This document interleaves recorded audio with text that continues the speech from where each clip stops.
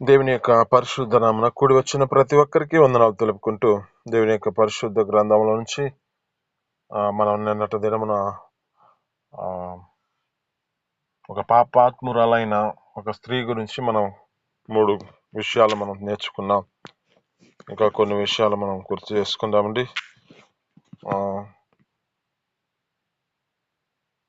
దేవుని యొక్క సన్నిధిలో నిన్న దినమున మనం మాట్లాడుకున్న మాటను బట్టి, మనిషి యొక్క జీవితంలో యేసు దగ్గరకు రావాలంటే వారికన్నా ఆ పాపము అడ్డుగా ఉండి వారి జీవితాలు దూరం అయిపోతున్న పరిస్థితులు ఉన్నాయి. కానీ ఈమె తమ జీవితాల్లో జ్ఞాపకం చేసుకుంటే ఒక పాపము చేత నింపబడిన స్థితిలో దేవుని వద్దకి వస్తున్నట్లుగా కనపడింది.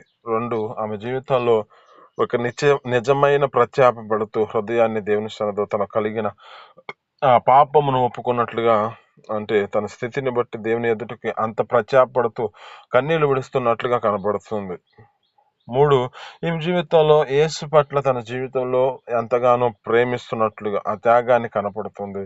ఆమె ఇచ్చిన ప్రేమ ఆమె యొక్క జీవితంలో ఒక ఇలువైన అత్తరు పెట్టి ఆమె తన యొక్క పాదాలను కడిగినట్లుగా, ఆ యొక్క అత్తరు తీసుకొచ్చినట్లుగా కనబడుతుంది. అయితే దీనిలో మనతో ఇంకా మాట్లాడుతున్న మాటలు మనం శ్రద్ధగా ఆలకిద్దామండి. ఈమె జీవితంలో 4వది జ్ఞాపకం చేసుకుంటే, ఈమె యొక్క హృదయాన్ని దేవుడు చూస్తున్నాడు. మనుషులు పై రూపానికి కనపడుతున్న స్థితి వేరుగా ఉంటుంది. మనిషి యొక్క హృదయంలో ఉన్న ఆలోచన వేరుగా ఉంటుంది. ఒక్కొక్కసారి తమ జీవితాలు, అందుకే కదా లేఖనాలు చదువుతూ ఉంటే మనుషుల యొక్క హృదయ ఆలోచనలంట మనిషిని ఏం చేస్తుందంటే అది మోసకరమైన ఘోరమైన వ్యాధి కలిగిందంట.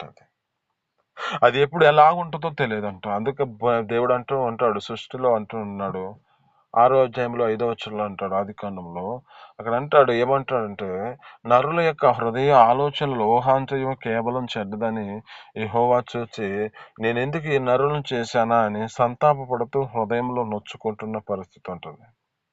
అయితే ఇక్కడ జ్ఞాపకం చేసుకుంటే, ఇక్కడ ఈ పాపాత్మురాలు యొక్క హృదయాన్ని దేవుడు ఎరిగిన దేవుడు. ఆ మనుషుని యొక్క రూపాన్ని చూసిన దేవుడు అక్కడ ఆమె యొక్క జీవితంలో జ్ఞాపకం చేసుకుంటే తన యొక్క స్థితిని బట్టి ఆమె యొక్క హృదయంలో చూస్తున్నాడు దేవుడు. ఎలాగొచ్చింది దేవుని సన్నిధికి, ఎలాగ తన జీవితాన్ని నడిపించుకుంది, ఎలాగ తన యొక్క స్థితిని బట్టి నడిపించబడుతున్న స్థితిలో ఉన్నదో దేవుడు గ్రహించే దేవుడు. అందుకే ప్రత్యేకంగా జ్ఞాపకం చేసుకుంటే మనుషులు అనుకుంటూ ఉంటారు, ఒక్కొక్క మనిషిని చూసినప్పుడు ఇతడే కదా అని, ఇతడే కదా తన జీవితంలో నడిపించబడుతున్న స్థితిలో ఉన్నాడని, ఇతడే కదా తన జీవితంలో ఆ విధమైన స్థితిలో పరిస్థితులు బట్టి ఏ విధమైన స్థితిలో నడిపించబడుతున్నాడని అనుకుంటూ ఉంటారు. అయితే జ్ఞాపకం చేసుకుంటే మనిషి ఈ యొక్క వ్యక్తి నీతిమంతుడుగా, ఈ వ్యక్తి బాగా పరిశుద్ధుడని అనుకుంటూ నడిపించబడుతున్న స్థితిలో ఉంటాడు. అందుకే కదా దావీదు గారిని ఎన్నుకునేటప్పుడు చూస్తూ ఉంటాడు, చూస్తున్న మనుషుని చూసి సమూయేలు గారు అనుకుంటున్నాడు, ఇతడేనేమో దేవుణ్ణి అభిషేకించే వ్యక్తి, ఇతడేనేమో చూడడానికి పై రూపం అంతా అలాగుంది, అంగీకరించబడిన వాడిగా చూడడానికి అలాంటి ఒక సుందరమైన ఆ యొక్క స్థితిని బట్టి నడిపించబడుతున్న వారిగా కనపడుతూ ఉంటారు.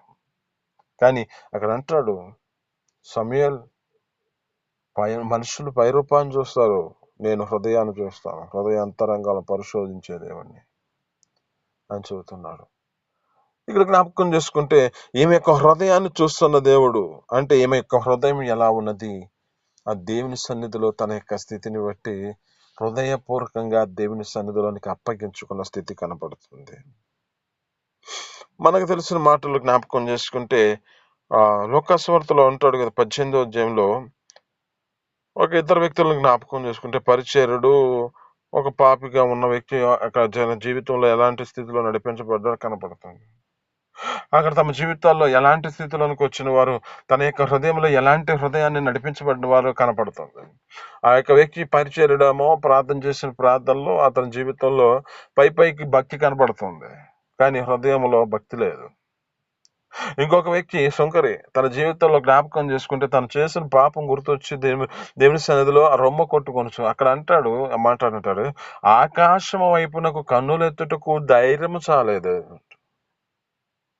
అంటే తన హృదయాన్ని చూసుకుంటున్నాడు, తన జీవితాన్ని చూసుకుంటున్నాడు, తన యొక్క హృదయంలో ఎలాంటి స్థితిలో ఉన్నాడో తన యొక్క ప్రవర్తనను గ్రహించుకొని, అయ్యా నేను పాపినయ్యా, నన్ను కరుణించయ్యా అంటున్నాడు.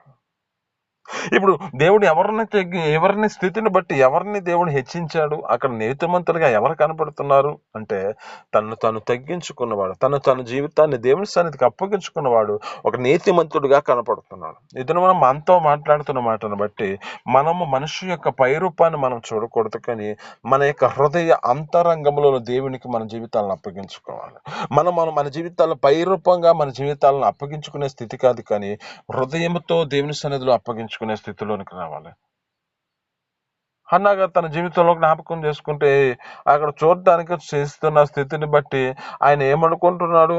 ఏమైంది, పొద్దున్నే వచ్చింది, మద్యం తాగి మత్తురాలై దేవుని సన్నిధిలోనికి వచ్చింది, ఊగుతుంది, మాట్లాడుకుంటుందని చెప్పి అనుకుంటూ ఉన్నాడు ఏలీ గారు. కానీ అక్కడ జ్ఞాపకం చేసుకుంటే, అయ్యా నా యొక్క సన్నిధిలో నేను దేవుని సన్నిధి, నా ఆత్మని నేను దేవుని సన్నిధిలో కుమ్మరించుకుంటున్నాను అంటుంది ఆమె. అంటే ఇప్పుడు మనకు కావాల్సినది ఏమిటంటే, హృదయంలో ఉన్నది, హృదయం అంతరంగంలో మన దేవుని సన్నిధికి అప్పగించుకునే స్థితికి రావాలి. 5, మన జీవితాల్లో దేవుని యొక్క క్షమాపణ. ఆయన మన పట్ల ఉద్దేశించిన క్షమాపణ మనకి ఎంతో ముఖ్యమైనది. ఆ క్షమాపణ మనకు దొరుకుతుందా లేదా మనం గ్రహించాలి.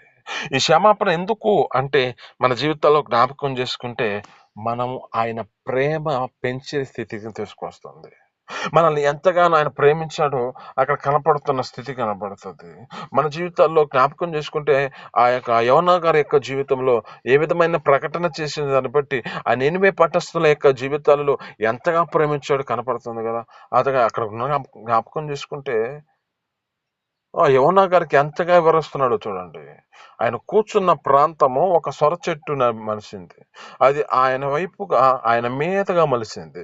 ఆయన చూస్తే ఇప్పుడు ఆయన అక్కడ బయట ఉన్నాడు, ఆ ఊరు బయట ఉన్నప్పుడు అక్కడ ఏ ప్రాంతంలో ఉన్నాడో ఒక చెట్టును మలిపించాడు. అక్కడ చూస్తే అది అతనికి ఒక నిదర్శనంగా చూపిస్తున్నాడు, ఒక ఉపమాన రీతిలో చూపిస్తున్నాడు, ఆ యొక్క పోలికగా చూపిస్తున్నాడు. నీవు ఎత్తలేదు, నీవు దాన్ని నీకు ఏం నీరు పోయలేదు, అది పెరిగింది నీ జీవితంలో.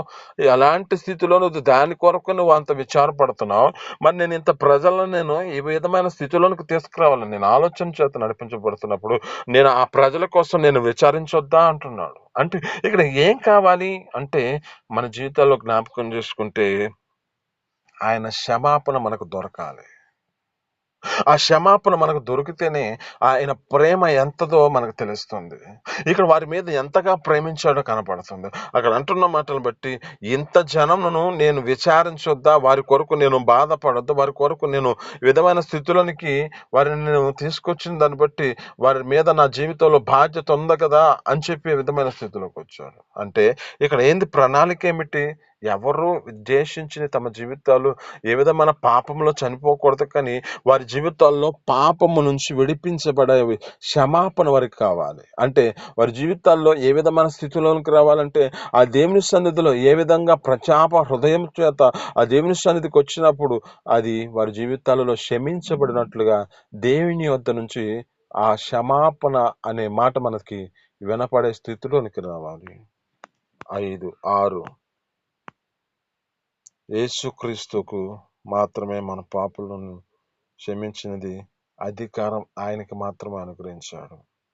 అయితే ఈ అధికారము మన జీవితాల్లో ఆయన అధికారం చేతనే, అంటే ఆయన ద్వారా మనం ఈ యొక్క ఆయన క్షమింపబడినవి అని చెప్పే స్థితిలోనికి వచ్చింది. ఆమె జ్ఞాపకం చేసుకుంటే ఆమె పాపములు అన్నీ క్షమించబడ్డాయి.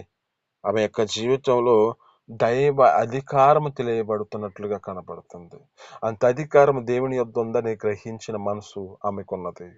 అంటే ఇప్పుడు మన జీవితాల్లో ఎక్కడికి వెళ్తున్నాం, ఏ పరిస్థితుల్లో ఏ పరిస్థానికి వెళ్తున్నాం, అదే దేవుని యొద్దకు వస్తే మన జీవితాల్లో కలుగుతున్న పాపం నుంచి విడిపించగలిగిన శక్తి మన ప్రభైన యేసుక్రీస్తులో ఉందని మనం గ్రహించాలి. ఎందుకంటే అందుకే కదా స్వస్థపరచు యెహోవాను నేనే అంటున్నాడు. మరి ఆయన దగ్గర మనం ఆ అధికారం మనం తీసుకోవాలి కదా. మన ప్రతి ఒక్క పరిస్థితులు జ్ఞాపకం చేసుకుంటే అన్నిటినీ ఏ విధమైన స్థితిలో మనకున్న సమస్యలన్నిటిని తారుమారు చేయగలిగిన దేవుడు మన ప్రభు అయిన యేసుక్రీస్తు. అయితే ఆయన పట్ల మన జీవితాలను అప్పగించుకునే స్థితిలోనికి వస్తేనే ఆ యొక్క క్షమాపణ దొరికే స్థితిలో ఆ ప్రభు అయిన యేసుక్రీస్తు యొక్క అధికారం ప్రభావాలను మనం పొందుకుంటాం. ఆమె జీవితంలో అందుకే కదా ఆ యొక్క 12 సంవత్సరాల నుంచి బాధపడుతున్న పరిస్థితిలో ఉన్న వ్యక్తి ఆమెతో అంటున్నాడు కదా, అమ్మా నీ పాపములు క్షమించబడ్డవి. నీ యొక్క జీవితంలో నీ యొక్క స్థితిని బట్టి నా కుమారి నువ్వు భయపడకు, నీ విశ్వాసం నిన్ను స్వస్థపరిచింది. ఈ మాట చెప్పగలుగుతున్న శక్తి అక్కడ జ్ఞాపకం చేసుకుంటే నా ప్రభావం వెళ్ళిపోయింది అని చెబుతున్నాడు. ఈ మాట అక్కడ చెబుతున్న మాటను బట్టి ఆయనకి ఎంతగా తన జీవితంలో ఎంత మహిమ ఉన్నదో అక్కడ వెల్లడి చేయబడుతుంది. అంటే ఇప్పుడు ఇక్కడున్న దాన్ని బట్టి జ్ఞాపకం చేసుకుంటే ఈమె వలన ఆయన ప్రభావం వెళ్ళిపోతున్నట్టు, ఆయన యొక్క అధికారం వెల్లడగుతుంది. కనుక మనం మన జీవితాలను బట్టి కూడా మనం చేసిన మన యొక్క జీవితాల్లో మన ద్వారా కొన్ని ప్రాంతాల్లో ఆ అధికారం అనేది ఆ దేవుని యొక్క ప్రభావాన్ని మనం చూపించేవారుగా మార్చబడాలి. అలాగే 7 మన జీవితాల్లో విశ్వాసములో ఆ రక్షణ, ఆ యొక్క విశ్వాసం మన జీవితాల్లో ఇది రక్షణకు ఆధారం అవుతుందని మనం దేవుని సన్నిధిలో అలాంటి స్థితిలోనికి వెళ్ళాలి. ఇంకా ఈ జ్ఞాపకం చేసుకుంటే మాతో మాట్లాడుతున్నమాట, నీ విశ్వాసం నిన్ను రక్షించింది అని చెప్పి ఆమె చేసిన పనులకు కాదు, కానీ యేసు ఉంచిన యొక్క విశ్వాసమునకు కారణమైనట్లుగా కనబడుతుంది. విశ్వాసమే ఆమె పట్ల తమ స్థితిని బట్టి, అంటే ఆ క్రియల్లో కాకుండా యేసుక్రీస్తు పట్ల ఆ విశ్వాసంతో జీవించిన జీవితాన్ని బట్టి ఆమె పట్ల రక్షణ కలిగినట్లుగా కనపడుతుంది. ఇంకా జ్ఞాపకం చేసుకుంటే ఈమె జీవితంలో ఇంకా ఏమంటాడంటే ఒక నిదర్శనం, అంటే ముందుగా ఒక సూచన అనమాట. ఆ ప్రభైన యేసుక్రీస్తుకి ఒక భూస్థాపితం ముందుగా చేయబోయే ఒక సూచనగా ఈమె చేసినట్లుగా కనపడుతుంది. అంటే ఇక్కడ ఆ యొక్క స్థితి ఎందుకు కనపడుతుంది అంటే ఒక నిదర్శనంగా అక్కడ అంటాడు, ఒక వ్యక్తి అంటాడు, శిష్యుడు చెబుతూ ఉంటాడు, ఇంత విలువైనది ఆయనకి మీరు అవసరం ఉంది, అది పేదలకి ఇచ్చేయచ్చు కదా, అమ్మి పేదలకి ఏదో ఒకటి పంచేయచ్చు అన్నట్లుగా చూడు. వారందరూ మీ వద్ద ఉంటారు, నేను ఉండనని చెప్పి ప్రభువైన యేసుక్రీస్తు చెబుతూ ఉంటాడు కదా. ఒక నిదర్శనంగా నాకు ఒక ముందుగానే ఈమె ఒక సూచనగా నాకు చూపిస్తున్న స్థితిని బట్టి ఆమె యొక్క పాపాలను, ఆ యొక్క స్థితిని బట్టి ఆ విలువైన ఆ యొక్క తీసుకొచ్చి ఆయనకు ఆయన పాదాల మీద ఆ యొక్క తీసుకొచ్చినట్లుగా కనపడుతుంది కదా. ఇది మనతో మాట్లాడుతున్న మాటలు బట్టి మన జీవితాల్లో ఏం కలిగి ఉండాలంటే, ఒకటి యేసు దగ్గరికి రావాలి. ఎంత స్థితిని బట్టానో ఏ ఘోరమైన పాపములు ఉన్నా ఆ దేవుని ఎదుటికి మన జీవితాల్లో వచ్చినట్లుగా రావాలి. కొన్ని మంది తమ జీవితాల్లో మనస్సాక్షిని చంపుకొని కూడా ఏం కాదులే అని అదే నడకలో నడిపించబడతారు. కానీ మన జీవితాల్లో ఆ నేరారోపణ చేస్తున్నప్పుడు మనం ఆ దేవుని సన్నిధిలో మన జీవితాలను అప్పగించుకునే స్థితిలోనికి ఆ ప్రభువైన యేసుక్రీస్తు ఎదుటికి మనం వచ్చేవారుగా మార్చబడాలి. 2, మన జీవితాల్లో ప్రత్యేకమైన హృదయం చేత ఆ దేవుడు మన జీవితాల్లో మన పట్ల చేసిన ప్రతి ఒక్క స్థితిని బట్టి మనం కలిగి ఉన్న పాపాలను దేవుని ఎదుట ఒప్పుకొని ప్రత్యాపడే హృదయాన్ని మనకు కలిగే స్థితిలోనికి మనం రావాలి. 3, మన జీవితాల్లో ఆయన ప్రేమను, మన జీవితాల్లో త్యాగంతో కూడిన ప్రేమను మనం ఆయనను ప్రేమించేవారుగా మార్చబడాలి. ఆయన ప్రేమను గుర్తు చేసుకుంటూ, ఎందుకంటే మొదట ఆయనే మనల్ని ప్రేమించాడు కనుక మనము ఆయనను ప్రేమించేవారుగా మార్చబడే స్థితిలోనికి రావాలి. 4, మన జీవితాల్లో ఆ యొక్క మనుష్యుని రూపాన్ని చూడకని హృదయాన్ని చూస్తాడు కనుక మన హృదయ అంతరంగాలు కూడా దేవుని సన్నిధిలో పరిశుద్ధమైన జీవితాన్ని నడిపించబడే స్థితిలోనికి రావాలి. 5, మన జీవితాల్లో ఈ ఆ క్షమాపణ మన జీవితాల్లో దేవుని యొక్క క్షమాపణ మన జీవితాల్లో మన మీద ప్రేమ ఎంత ఉందో కనపడుతున్నట్లుగా కనపడుతుంది. 6, మన జీవితాలలో ఆయన చేసిన ఆ యొక్క మన జీవితాల్లో చేస్తున్న ఒక అధికారం చేత నింపబడిన స్థితి, అంటే ఆయన యొక్క మహిమ ఆ ప్రాంతంలో కనపడుతున్నట్లుగా ఉంది కనుక మనము ఆయన మహిమ కొరకు మన జీవితాల్లో త్యాగం చేసుకునే స్థితిలోనికి రావాలి. 7, విశ్వాసం పట్ల మన జీవితాలు ఆ విశ్వాసంలో మనం కొనసాగించబడితే అది మనకు రక్షణకరంగా మార్చబడుతుందని గొప్ప విశ్వాసముతో మన జీవితాలు నడిపించబడే స్థితిలోనికి రావాలి. కనుక ఈ 7 మాటలు మన జీవితాల్లో మన వెనుకలలో దీవించి ఫలించునుగాక. ఈ చిన్న మాటలు మీ పట్ల దేవుడు గొప్ప అద్భుత రీతిగా మనల్ని దేవుడు ఆయన సన్నిధిలో నిలబెట్టునుగాక. చిన్ని ప్రార్థన. పరిశుద్ధ జీవాధిపతి ఆశ్చర్యకరుడ మహోన్నతురానికి స్తోత్రాలు. మీ అపారమైన ప్రేమ చేత, మీ కృప చేత అయ్యా నా తండ్రి దినము నా తండ్రి మాతో మాట్లాడిన మాటలు బట్టి నేను స్తోత్రాలు తండ్రి. అయ్యా నా తండ్రి ఒక పాత్మురాలైన స్త్రీని మాకు నా తండ్రి యేసు పాదాలు ఎత్తుకొచ్చిన ఒక వ్యక్తిని అయ్యా ఆమె జీవితంలో కలిగి ఉన్న 7 అనుభవాలు మాకు నేర్పిస్తున్నారు బట్టి నేను స్తోత్రాలు.